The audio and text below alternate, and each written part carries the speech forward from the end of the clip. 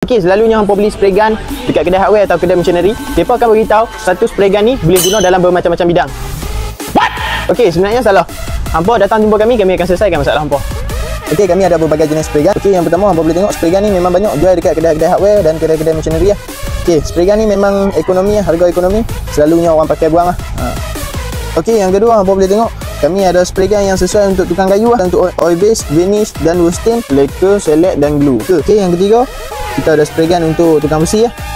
Spray gun yang sesuai untuk primer, cat minyak, epoxy dan anti karat. Okey, untuk tukang kayu hampa juga boleh guna spray gun ni. Sesuai dan lebih kemas lah, tapi harga yang berbeza. Okey, untuk bahagian otomotif yang selalu cat kereta, kami ada spray gun yang sesuai juga untuk base coating, clear coating dan cat metalik. Okey, kami juga ada spray gun untuk karya seni dan airbrush lah. Okey, untuk cat airbrush ni hampa boleh guna dalam bermacam-macam bidang lah. Cat kulit enjin, airbrush kulit enjin, airbrush kulit enjin motor kereta. Lepas tu hampa boleh make up tattoo, make up cake. Lepas tu hampa boleh cat kuku dan hampa boleh cat jig untuk fishing lah. Okey, terima kasih. Okey, apa kelebihan hampa beli dengan Hito pakai spray gun? Hampa akan dapat servis 3S, sale, service dan spare part. Hampa boleh tengok spare part kat sini. Kami ada bermacam-macam spare part lah. Jadi hampa tak risau bila hampa beli produk dengan kami. Okey, kalau hampa nak cari spray gun, hampa kena cari siapa? Hampa kena cari kami, Pakar Spray Gun.